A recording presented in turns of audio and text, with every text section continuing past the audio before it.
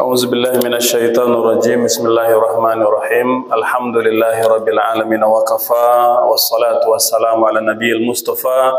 Asyhadu an la ilaha illallah wahdahu la syarikalah wa asyhadu anna Muhammadan abduhu wa rasuluhu la nabiyya ba'da.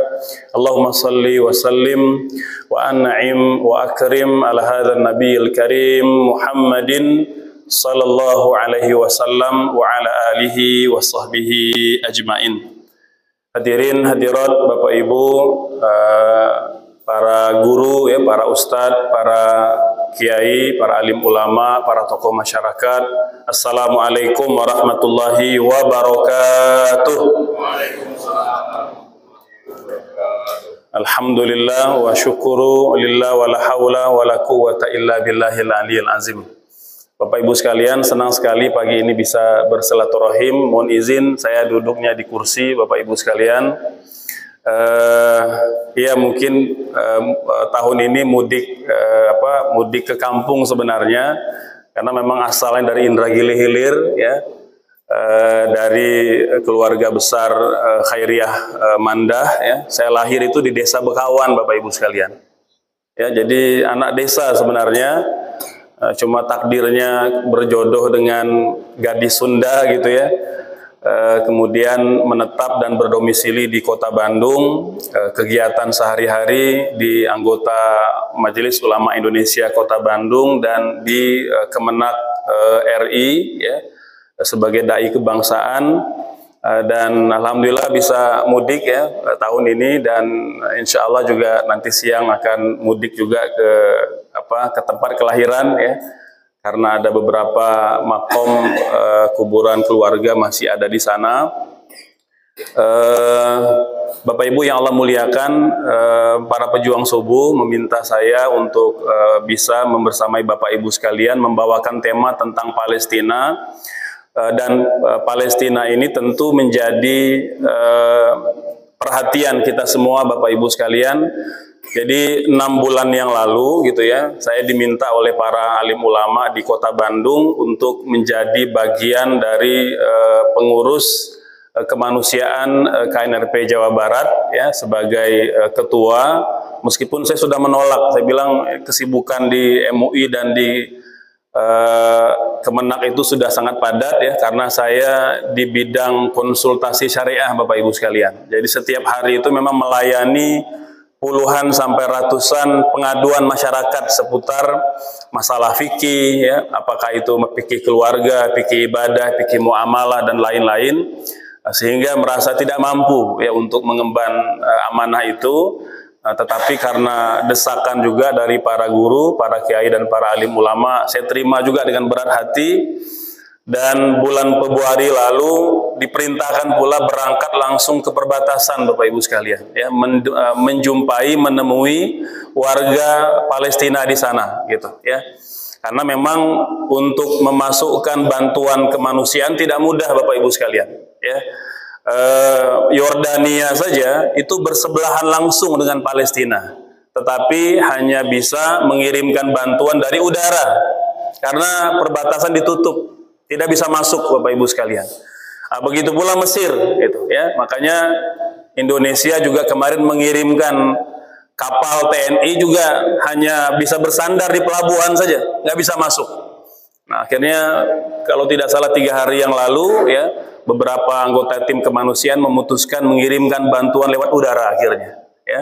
Semoga selamat ya sampai ke daratnya Gaza dan tidak ada yang cedera Bapak Ibu sekalian. Karena kalau bantuan Yordania itu kemarin memang banyak yang terluka karena dilempar dari udara, masyarakat kelaparan gitu ya. Jadi mereka rebutan sehingga tidak memikirkan resiko tertimpa oleh peti-peti bantuan itu, dan banyak juga yang wafat di tempat gitu ya. Belum lagi memang Israel itu selalu membidik ya. Jadi ada warga Gaza mendekati kontainer bantuan langsung ditembak gitu ya. Kita tahu bahwa kontainer pertama yang mendarat di Gaza itu harganya 100 jiwa manusia Bapak Ibu ya, subhanallah. Jadi turun satu kontainer itu sedang mereka mengambil sisa tepung atau terigu yang berserakan itu, diberondong dengan senjata, 100 orang yang wafat Bapak Ibu. Ya, tidak sempat menikmati tepung yang dikirimkan dari warga Yordania. Nah, begitulah perjuangan yang dialami oleh warga Gaza.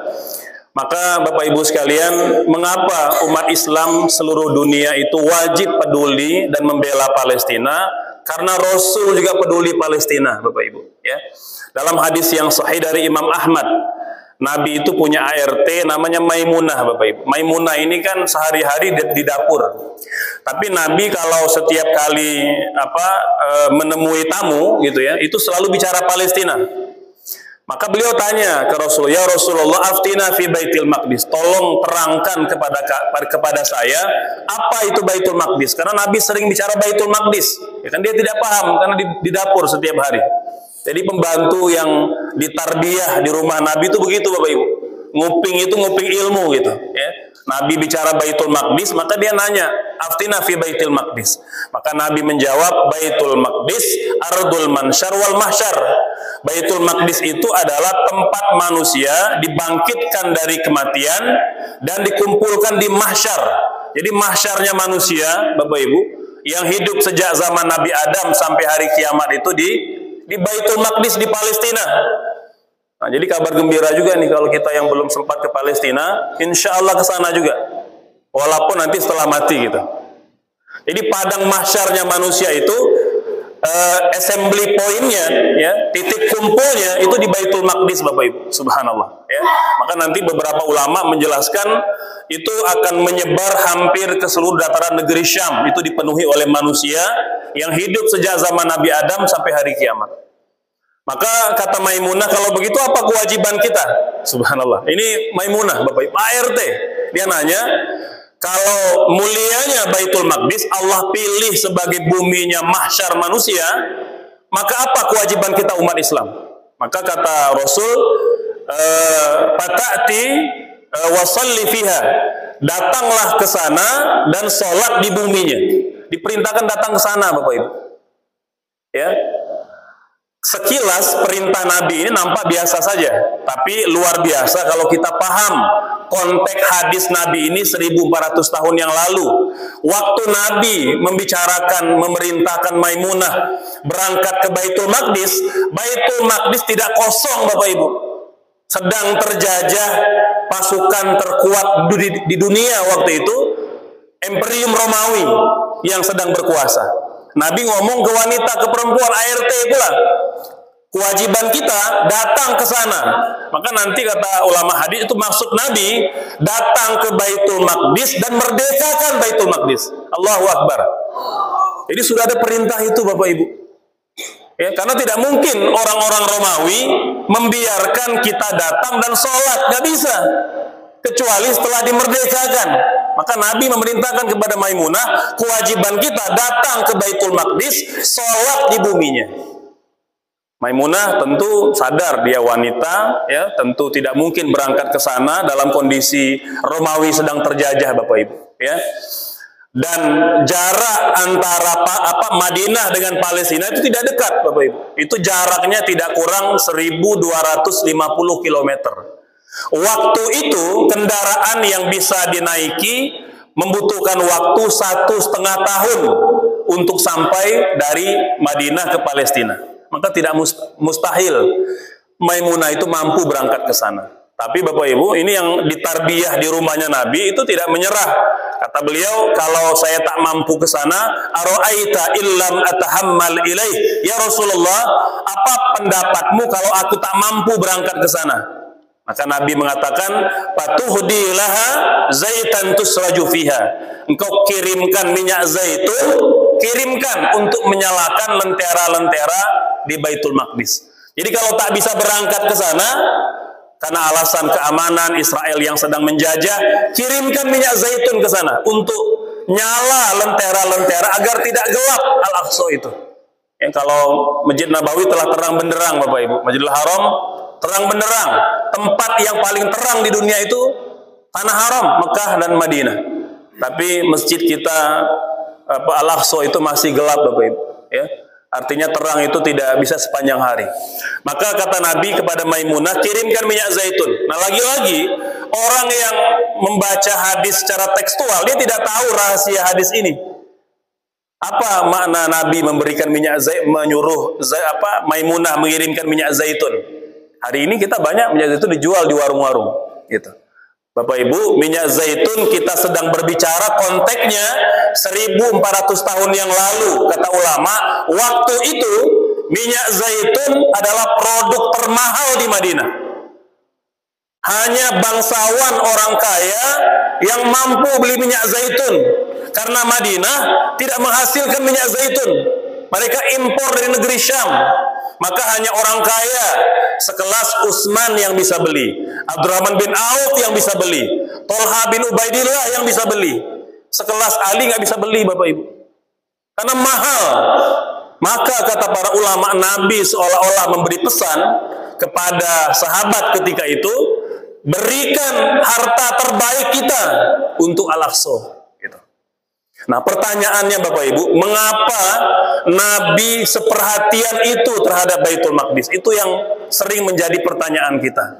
Ya, dan semoga Bapak Ibu tidak bosan kalau kita mendengar tentang Palestina, ya, menonton tentang Palestina, gitu ya. Jangan bosan Bapak Ibu, ya, karena kita pernah kehilangan negeri paling indah di dunia itu karena kita lupa dan umat Islam itu bosan membicarakannya. Dulu ada nama negara Andalusia, Bapak Ibu. Itu di jantung kota Eropa. Abad ke-15. Abad ke-15 dijajah oleh bangsa Spanyol. Spanyol, Bapak Ibu, di mana? Di Eropa. Itu bukan negara dulunya, Bapak Ibu. Mereka itu bangsa. Tinggalnya di mana? Di atas kapal. Berpindah-pindah mencari tempat yang sesuai untuk mereka tempati.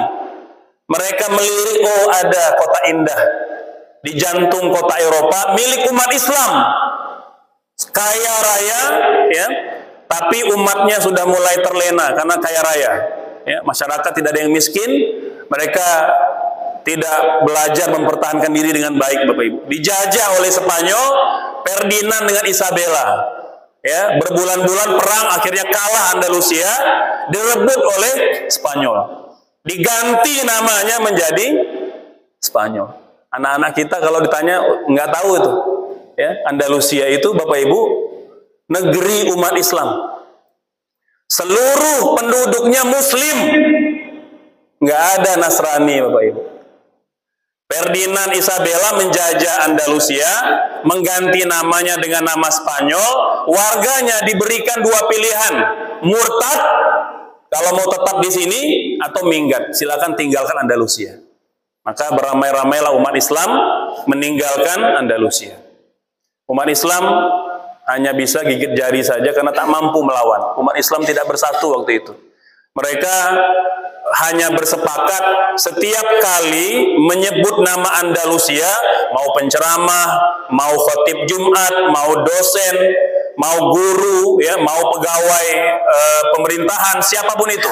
Setiap kali menyebut nama Andalusia, mereka sepakat menambahkan doa di belakangnya. Bunyinya, a'adahallahu lil muslimin. Semoga Allah kelak mengembalikan Andalusia ke pangkuan umat Islam. Setiap kali menyebut nama Andalusia. Itu abad 15, Bapak Ibu. Sekarang abad berapa? Abad 20. Masih ada nggak khotib Jumat yang nyebut nama Andalusia dengan mengatakan a'adahallahu lil muslimin. Semoga Allah kelak mengembalikan bumi Andalusia ke pangkuan umat Islam. Sudah nggak ada, Bapak Ibu. Sudah nggak ada. Ya, bahkan mungkin nggak berani, ya, nyebut, karena mungkin kalau kita merebut itu dianggap penjajah kita. Padahal itu negeri umat Islam yang terjajah. Maka bangkitlah seorang ulama dari Mesir. Beliau menulis sebuah buku berjudul Palestina hatta la takuna Andalusian ukhra. Palestina jangan sampai jadi Andalusia kedua. Allahu Akbar. Begitu Bapak Ibu. Karena kita mudah lupa. Gitu, ya. Jadi kalau Andalusia 5 abad dilupakan oleh umat Islam, kita bimbang Palestina itu karena sudah 1 abad, Bapak Ibu. Sudah 1 abad Palestina terjajah. Sejak perjanjian Balfour ya, antara Inggris dengan Israel, mereka berjanji memberikan sebuah negara kepada Israel. Kata ulama, wa'dun mimman la yamlik liman la yastahiq. Perjanjian dari orang yang tidak berhak kepada orang yang tidak memiliki gitu. Itulah mengumpamakan Inggris dan Israel yang berkompot gitu, bersekongkol untuk memberikan tanah Palestina itu kepada orang-orang Israel gitu. Nah, Bapak Ibu, maka semoga ya kajian ini menjadi bagian agar kita tidak lupa. Ya, kalau kata Bung Karno kan jas merah ya, jangan melupakan sejarah gitu. Karena kita ini bangsa yang mudah lupa, Bapak Ibu. Ya. Awalnya memang marah-marah kita gitu. Ya, tapi lama-kelamaan mulai lupa gitu. Makanya alhamdulillah Bapak Ibu, kita di Jakarta, di Jawa Barat ya, itu melakukan aksi demonstrasi berjilid-jilid ya. Dan saya dengan segala kerendahan hati juga didapuk beberapa kali menjadi korlap untuk memimpin aksi masyarakat turun ke jalan. Termasuk kita sudah 2 kali mengepung kedutaan besar Amerika Serikat gitu. Menuntut satu agar mereka menarik segera kapal induk. Amerika itu Bapak Ibu sudah melabuhkan kapal induknya di Laut Merah, di Laut Tengah, Mediterania. Di sanalah kemudian Israel itu dapat suplai amunisi, suplai senjata, suplai tentara. Jadi tentara Israel sudah tumbang semua sudah. Tentara Israel sudah habis Bapak Ibu.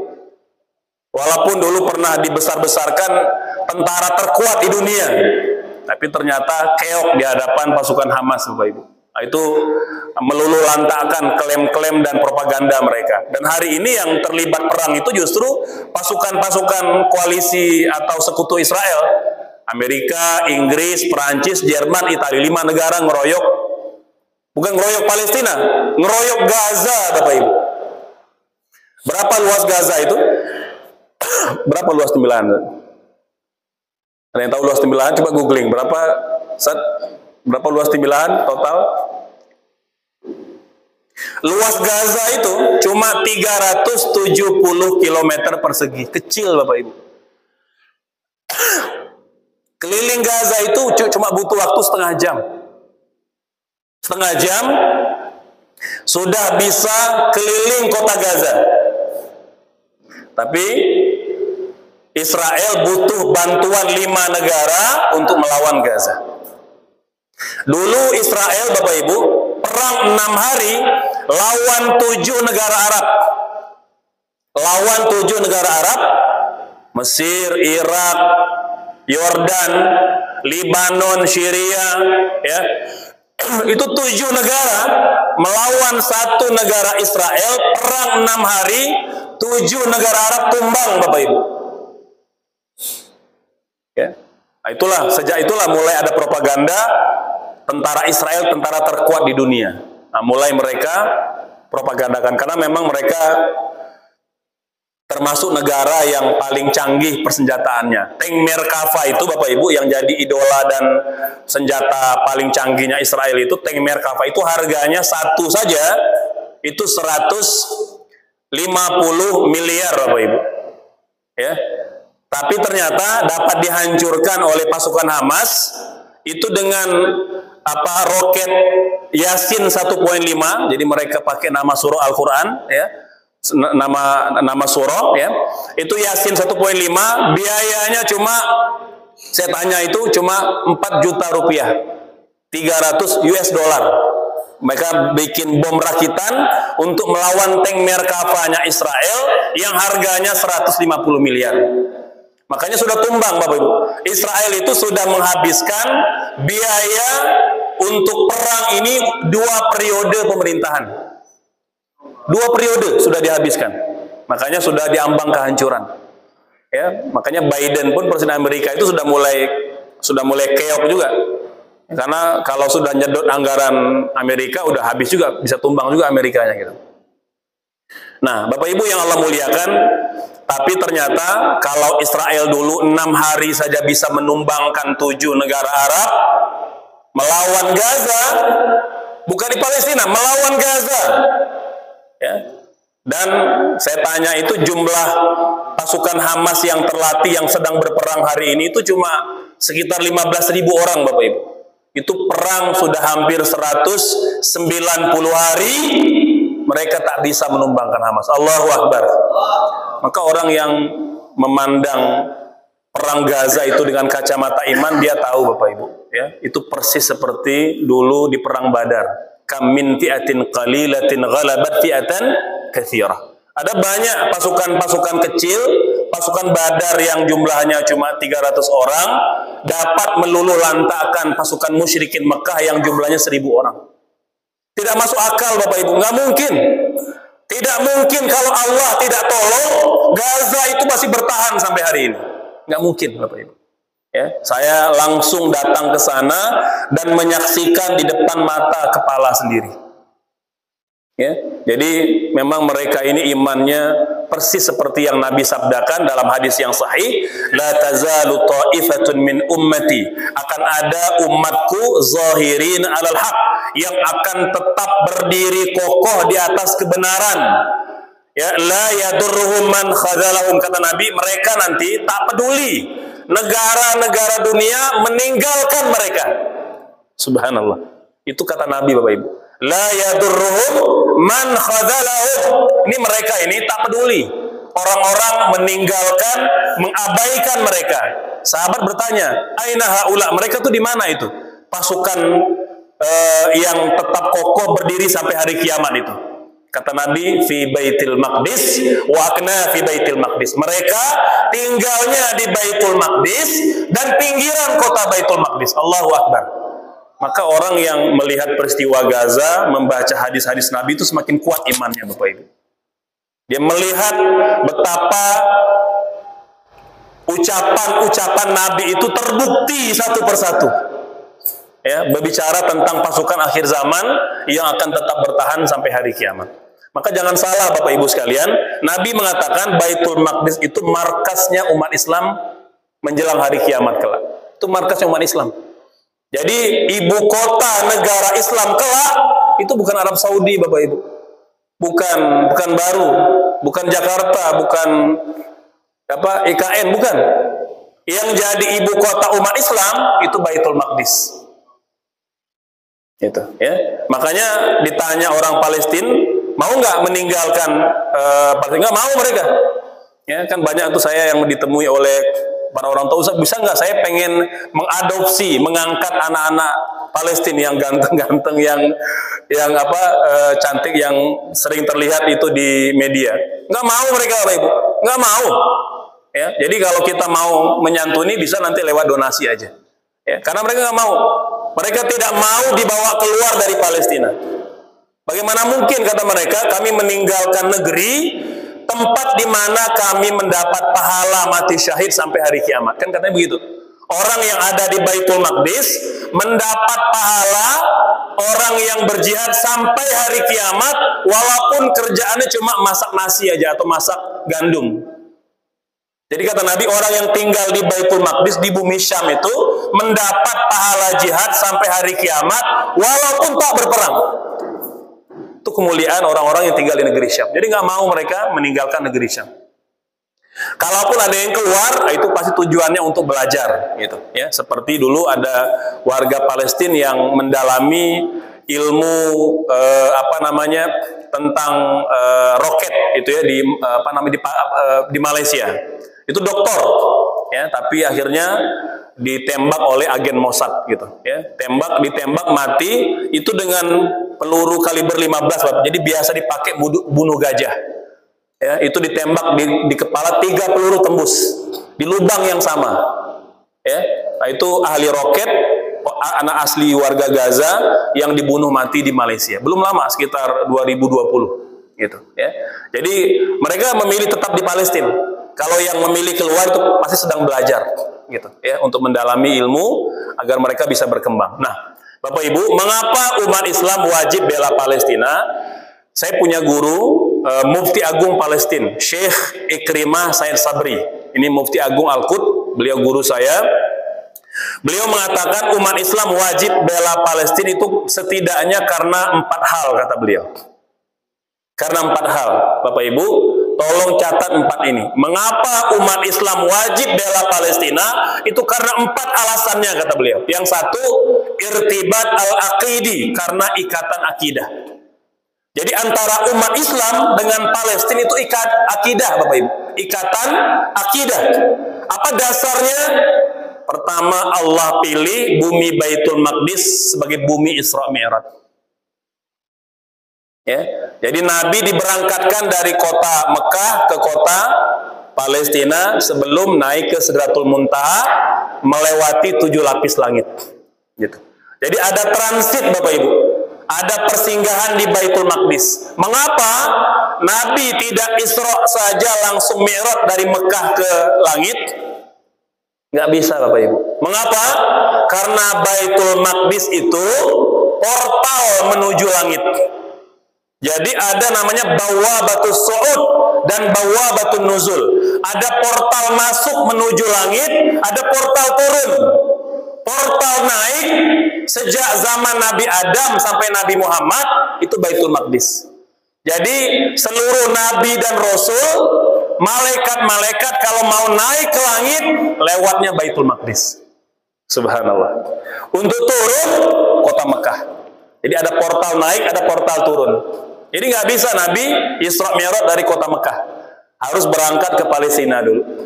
Itu rahasianya mengapa rute Isra Mi'raj itu belok dulu ke Palestina. Ya, begitu pula Nabi Musa, ya, itu lewatnya bumi Baitul Maqdis. Nabi Ibrahim, Nabi Sulaiman dan nabi-nabi yang lain. Ya. Yang kedua, Bapak Ibu, ya, karena Baitul Maqdis itu menjadi bumi mahsyar manusia tadi. Ya. Dalam hadis Maimunah, hadis Imam Ahmad, kata Nabi, Baitul Maqdis tempat manusia dibangkitkan dari kematian dan dikumpulkan di mahsyar. Jadi kita nanti mau meninggalnya di Tembilahan, mau meninggalnya di Bandung, meninggalnya di Papua, demi Allah, kata Nabi, dibangkitkan di Baitul Maqdis. Subhanallah. Allah pilih sebagai bumi kebangkitan. Yang ketiga, Bapak Ibu, Baitul Maqdis, ya, itu adalah bumi sangkakala, tempat malaikat Israfil meniupkan trompet tanda hari kiamat. Apa dalilnya? Surah Qaf ayat 40, 41, 42. Kata Allah, "Wastami' yauma yunadil munadi min makanin qarib, yauma yasma'una sayhata bil haqq, dzalika yaumul khuruj." Dengarkanlah pada hari di mana malaikat Israfil meniupkan trompet tanda hari kiamat dari tempat yang dekat. Makanin qarib. Bapak Ibu, nanti kita buka tafsir, ulama menjelaskan tempat yang dekat yang Allah maksudkan dalam surah Qaf ini adalah Baitul Maqdis. Allahu Akbar. Jadi malaikat Israfil turun ke bumi, ke Baitul Maqdis, bukan ke Mekah, bukan ke Madinah, Bapak Ibu, ke Baitul Maqdis.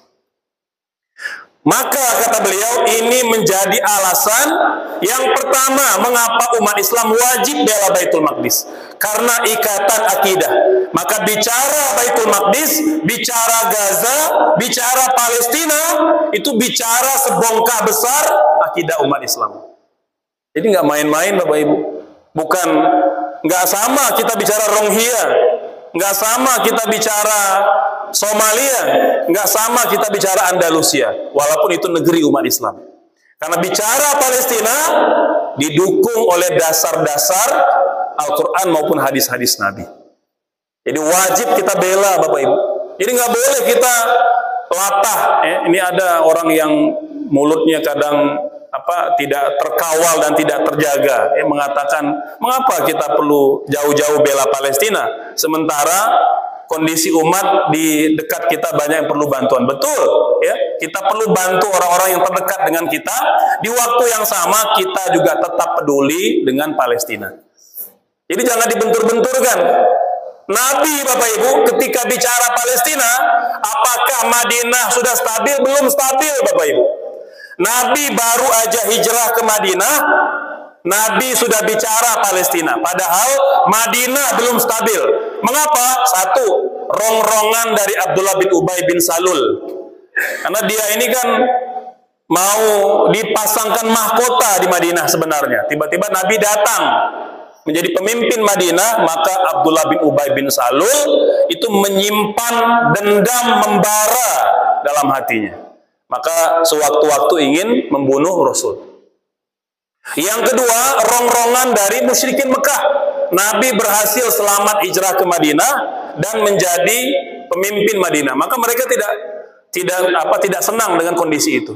Ya, bayangkan Bapak Ibu, Nabi bicara Palestina dalam kondisi Madinah belum stabil. Gitu. Jadi jangan bentur-benturkan urusan kita peduli Palestina dengan peduli masyarakat sekitar kita.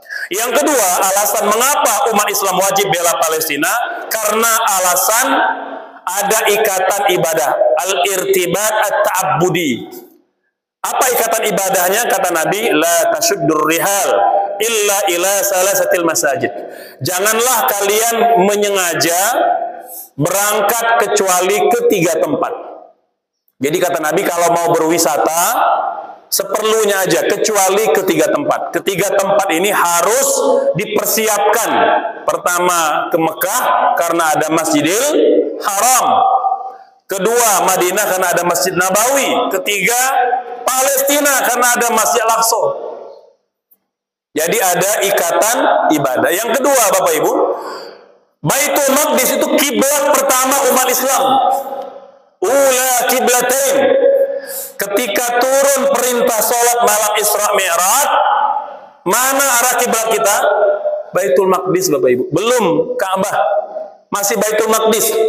Kata Al-Mubarakpuri, ya, dan sepakat juga para ulama tarikh, Nabi sholatnya menghadap ke Baitul Maqdis selama 18 bulan, 1,5 tahun. Ya, jadi itu kekal sampai hari kiamat. Ya, jadi tidak ada mantan kiblat. Kalau istri ada mantannya gitu. Kalau bercerai gitu ya, suami ada mantannya. Kiblat nggak ada mantan, Bapak Ibu. Selamanya Baitul Maqdis kiblat pertama umat Islam. Gitu, ya.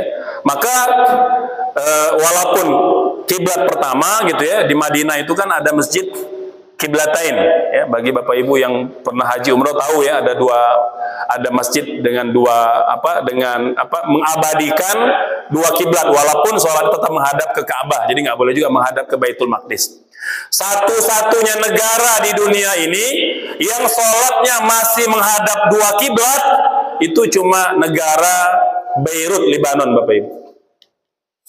Mereka yang diperbolehkan sholat menghadap 2 kiblat. Mengapa? Karena saya baru datang dari Beirut. Ketika mau sholat zuhur, Ustadz, kita hari ini sholat hadap 2 kiblat. Kok bisa? Karena katanya Baitul Maqdis ada di antara Beirut dan kota Mekah, di tengah-tengah gitu. Subhanallah. Jadi mereka itu kalau sholatnya menghadap Ka'bah, maka di waktu yang sama juga masih menghadap ke Baitul Maqdis, karena garis lurus.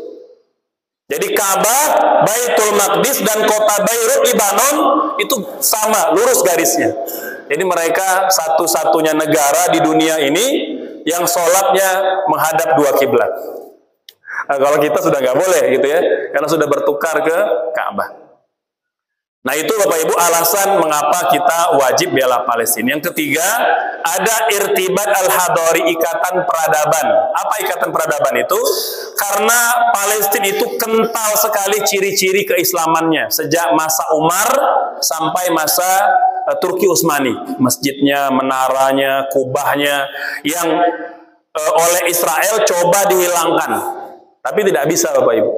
Mereka bahkan sampai bikin kuburan palsu, orang Israel itu, biar ada banyak tanda-tanda Yahudi di Palestina.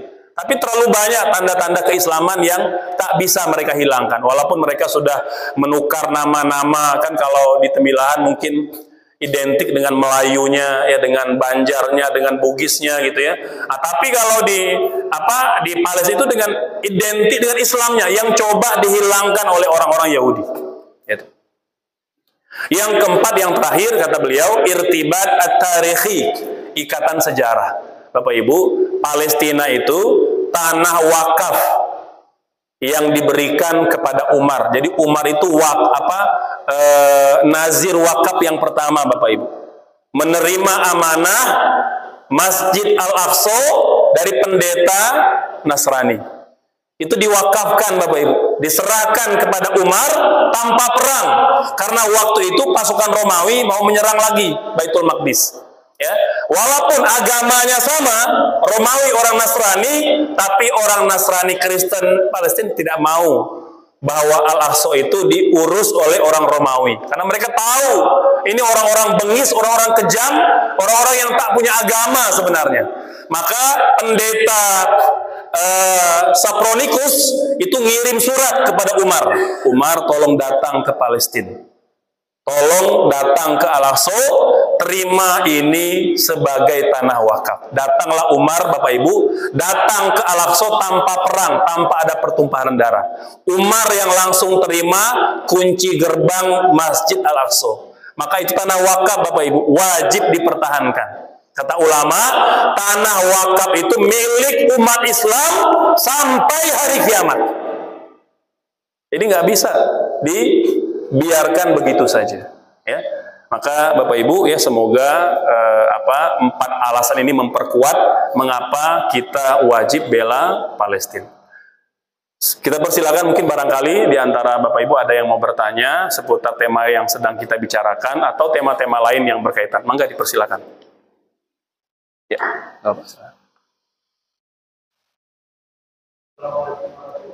Waalaikumsalam warahmatullahi wabarakatuh.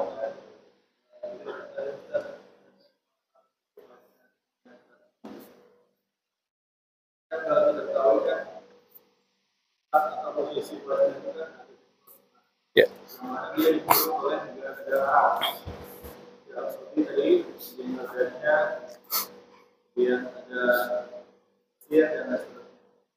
Jadi pertanyakan ketika Palestina dengan bukti sekarang mereka lakukan atau mereka diam gitu. Kemarin kita lihat berita yang bilang itu ada perbatasan apa dibuat pagar setinggi 3 kilometer. Buat apa gitu? Karena warga kita sangat mirip sekali dengan setelah kondisi Mesir itu aman, dari sisi bagian Arabnya itu baru makanan gila. Jadi seperti apa kondisi ini? Ya, Bapak Ibu sekalian, jadi sebenarnya kalau kita ingin bicara lebih luas, ya, lebih syamil gitu ya, artinya lebih universal, maka memang sebenarnya itulah strategi penjajah, memecah-mecah umat Islam. Dulu kan kita satu payung Bapak Ibu, kekhalifahan Islam di Turki Utsmani. Tidak ada batas-batas wilayah, tidak ada paspor dulu Bapak Ibu. Karena kita satu rumpun semuanya. Nah, tapi begitulah penjajah, ya. Mereka tahu bahwa kelemahan kita harus dipecah-pecah. Maka diruntuhkanlah kekhalifahan Islam di Turki, negara Islam bikin negara sendiri-sendiri. Sudah ada perbatasannya, ya, sehingga untuk menyeberang ke negara lain perlu paspor dan lain-lain gitu. Nah, itu kalau kita bicara secara lebih luas gitu ya. Nah, jadi sebenarnya keberadaan negara-negara yang ada hari ini tidak lepas dari peran penjajah. Ya, jadi mohon maaf, kita ingin katakan bahwa yang inisiator berdirinya negara Yordania, negara Arab Saudi, negara Mesir dan lain-lain ya penjajah. Inisiator utamanya, walaupun setelah itu kemudian dikelola oleh umat Islam sendiri. Nah, apa kaitan itu dengan masalah Gaza, masalah Palestina? Karena mereka berdiri atas inisiasi penjajah, maka ya tidak bisa banyak bersuara. Sudah banyak yang terkunci oleh, terjerat, tersandra oleh masalah-masalah dalam negeri gitu. Kalau ditanya Ustadz, apakah Arab Saudi, Yaman, Yordan, Mesir peduli? Masyarakatnya peduli, tapi pemerintahnya tersandra, itu ya. Jadi tidak bisa banyak berbuat, karena penjajah hanya berikan 2 pilihan terhadap masalah Gaza. Kamu bersama Gaza atau bersama kami? Nah, gitu kira-kira. Bersama kami, kita gebuk sama-sama Palestina. Bersama Gaza, Anda jadi musuh kami. Satu-satunya negara Arab yang bersedia membantu Gaza, Palestina cuma Pemerintahnya ya, itu Qatar Bapak Ibu. Saya karena lama juga di Qatar dan sering bolak-balik Qatar juga, gitu ya. Qatar akhirnya diboikot oleh negara-negara Arab yang lain. Diputus subsidi gandumnya, ya, kemudian bahan bakunya, gitu. Karena Qatar itu satu menolak mendeportasi tokoh-tokoh pejuang Hamas yang dilindungi di Qatar. Qatar juga menolak memasukkan Hamas sebagai daftar teroris. Nah, jadi Bapak Ibu, saya pernah naik pesawat Qatar ingin menuju sebuah negara Arab tertentu, itu dipaksa turun. Awal pertama Qatar diboikot semua. Jadi cara mereka memboikot Qatar, melemahkan ekonomi Qatar, itu tidak menerima penerbangan. Pesawat Anda tak boleh landing di negara kami. Subhanallah. Saya merasakan itu. Diturunkan, ya, tapi Qatar, Bapak Ibu, tak menyerah. Dia tetap merasa terhormat.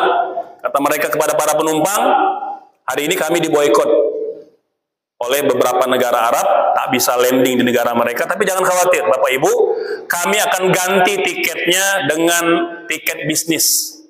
Pakai pesawat yang lain, dan Bapak Ibu dapat menginap 3 hari 3 malam di Qatar gratis plus city tour. Jadi sudah dapat pesawat ganti, dapat menginap gratis 3 malam, dapat city tour pula, dan dapat amplop kompensasi. Ya, saya bawa amplop itu ketika pulang ke Kuala Lumpur, Malaysia. Saya datang ke counter Qatar, orang counter yuk kaget, kok Bapak bisa dapat voucher ini? Ditukarkan itu nilainya 2 kali harga tiket saya.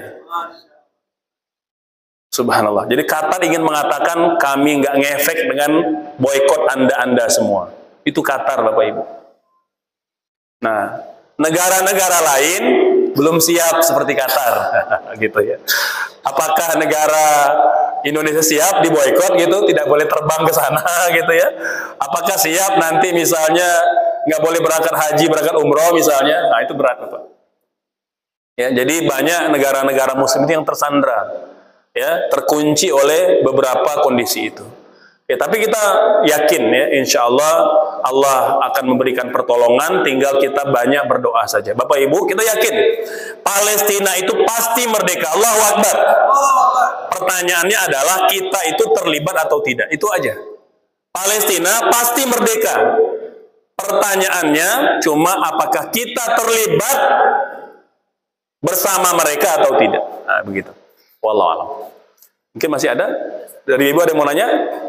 Nggak ada? Ada online? Oh ya. Ya. Mungkin sebentar sebelumnya offline kita kasih yang online dulu ya. Ustadz, saya mau tanya, negara Palestina konon katanya ada pijakan Nabi Muhammad mau ke Sirut Muntaha. Ya. Apakah benar masjid itu bisa hancurkan karena ada bekas telapak kaki? Atau itu memang tanah Nabi Allah Subhanahu wa taala? Mohon atas kesilapan Pak Ustadz. Ya. Ya, Bapak Ibu sekalian, di Masjid Al-Aqsa bukan hanya ada bekas telapak kaki Nabi, Bapak Ibu. Betul, itu salah satunya. Tapi satu-satunya masjid di dunia ini yang berkumpul semua telapak kaki Nabi dan Rasul sejak zaman Nabi Adam sampai Nabi Muhammad. Berapa jumlahnya Bapak Ibu? Bukan 25, 124.000 orang Nabi dan Rasul. 315 diantaranya adalah Rasul. Yang 25 itu yang disebut langsung dalam Quran dan dalam hadis. Tapi bukan cuma itu jumlahnya.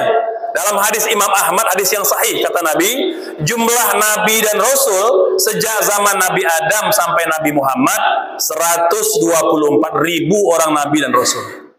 Dan malam Isra Mi'raj, Bapak Ibu, Allah kumpulkan semua Nabi-Nabi dan Rasul itu di Al-Aqsa. Nabi yang mimpin sholatnya, Allahu Akbar. Maka setiap inci Al-Aqsa itu ada bekas telapak kaki Nabi. Setiap incinya, Bapak Ibu. Kalau Ka'bah, Mekah mungkin hanya beberapa nabi saja. Madinah ya mungkin hanya banyak Nabi Muhammad saja. Tapi Al-Aqsa semua nabi dan rasul yang pernah Allah turunkan itu salat di malam Isra Mi'raj, nabi sebagai imamnya. Allahu Akbar, ya. Nah, jadi karena itulah menambah lagi kemuliaan Masjid Al-Aqsa. Wallahu a'lam. Maka tadi Bapak ya, silakan. Assalamualaikum. Waalaikumsalam. Ustaz, saya ingin langsung saja bertanya. Saya dapat podcast Pak Haikal dan dari Corbuzier. Saya tersentak di situ ketika beberapa Haikal secara memang apakah tidak bisa dari rektor yang mengatakan kenapa Baitul Maqdis ke Palestina itu lemah saya. Karena umat Islamnya tidak mau berkunjung ke sana. Apakah memang berat? Sekarang kan saya umroh plus Turki, umroh plus Kuala Lumpur. Coba sekarang katanya umrohnya umroh plus Baitul Maqdis katanya. Datang ke sana umat Islam katanya. Karena kenapa? Kalau datang ke sana itu akan menjadi juga daripada muslim. Dan saya juga tersentak dengan podcast ini. Sungguh bagus kata-kata dari Bapak Haikal itu saya kata ini. Ya, kayaknya memang umat Islam saat ini kenapa itu lemah? Karena umat Islam ini melupakan Baitul Maqdis. Menurut saya ya. Waalaikumsalam warahmatullahi wabarakatuh. Ya baik Bapak Ibu sekalian, sebenarnya ya kalau kita lihat runut apa hal itu ya, Bapak Haikal bukan orang yang pertama. Kalau beliau ya udah terlambat ngomong begitu, gitu ya. Ulama sudah ngomong 70 tahun yang lalu, Bapak Ibu. Ya, Syekh Dr. Yusuf Al-Qardawi, ya, kemudian juga Syekh Ikrimah Said Sabri. Beliau awalnya itu melarang umat Islam datang ke Al-Aqsa. Mengapa Bapak Ibu dilarang? Karena Al-Aqsa itu sudah terjajah sejak kapan? 1967. Sehingga untuk urusan masuk itu harus mengajukan visa ke negara Israel. Jadi kita bayar visa, ya kurang lebih berapa puluh dolar itu bayar ke negara Israel. Bayar Bapak Ibu. Jadi dibimbangkan kalau umat Islam dibiarkan berangkat ke sana, nanti mereka makin kuat karena didanai terus itu. Umat Islam yang ngasih uang ke Israel. Nah, tapi fatwa itu berlaku di awal-awal. Nah, kata Syekh Ikrimah Said Sabri, kata beliau, Syekh Dr. Yusuf sudah merujuk fatwanya. Jadi beliau memansuhkan fatwa sebelumnya, kata beliau, ya itu fatwa lama, fatwa barunya biarlah, tidak apa-apa kita bayar ke Israel, yang penting Al-Aqsa ramai terus. Karena betul ada mudarat, ada maslahat juga. Maka kalau mudaratnya lebih kecil, lebih besar maslahatnya, kejar yang lebih besar maslahatnya gitu. Apa maslahatnya Bapak Ibu sekalian? Maslahatnya adalah kalau umat Islam banyak yang datang ke sana, maka tadi akan ciut nyalinya Israel. Karena banyaknya gelombang umat Islam. Tapi memang Bapak Ibu sekalian perlu tahu ya, kalau berangkat ke Al-Aqsa itu memang tidak bisa mewakili kondisi Palestina. Kan baru-baru ini rame itu siapa? Gus Ikdam gitu ya. Nah, ini salah seorang dai muda dari NU, kan dia baru pulang dari Al-Aqsa. Pulang dia mengatakan, "Oh, Al-Aqsa aman. Tidak ada perang," katanya, ya. Nah, sebelumnya juga ada Ustadz Khalid Basalama ataupun Syabib Basalama, saya tidak tahu, lupa ya. Itu kata beliau, jadi beliau berkunjung ke Al-Aqsa. Kata beliau pulang ke Indonesia, "Oh, Palestina tidak ada perang, aman kok. Kita bisa sholat, bisa jalan-jalan, bisa ziarah," katanya gitu. Nah, ini Bapak Ibu, mengapa orang-orang yang kembali dari Al-Aqsa itu tidak menemukan perang, tidak menemukan aksi represif aparat Israel terhadap warga Palestina? Karena rutenya sudah steril. Jadi rute wisata itu sudah steril. Mengapa? Karena Israel punya kepentingan. Ini kan wisatawan semua, bayar mereka. Kan nanti jadi dikomplain oleh apa wisatawan. Kami kan udah bayar, kok tidak aman gitu. Jadi memang rute itu aman semua. Dan makanya visa masuk ke Palestina itu tidak langsung diterima, kadang diterima, kadang tidak. Kapan diterima? Kalau mereka udah melihat, oh dalam ini aman ini. Jangan sampai nanti wisatawan memvideo nanti melihat langsung kejahatan tentara Israel terhadap Palestina. Sehingga waktunya, rutenya sudah diatur. Jadi nggak bakal bisa melihat kekejaman Israel kalau lewatnya rute wisata itu. Kalau mau lihat dari mana? Nah, dari Beirut, dari Yordan, dari Mesir, itu baru kelihatan. Nah begitu. Ya, wallahu alam. Maka mungkin masih ada yang mau bertanya, silakan. Ini sudah ada yang, Masya Allah, bagi-bagi syal ya, Masya Allah.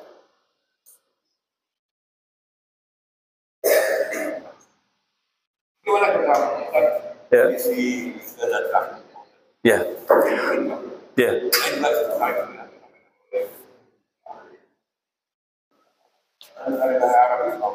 Ya. Ya. Ya, Yordan itu, Mesir gitu ya. Ya. Ya. Ya.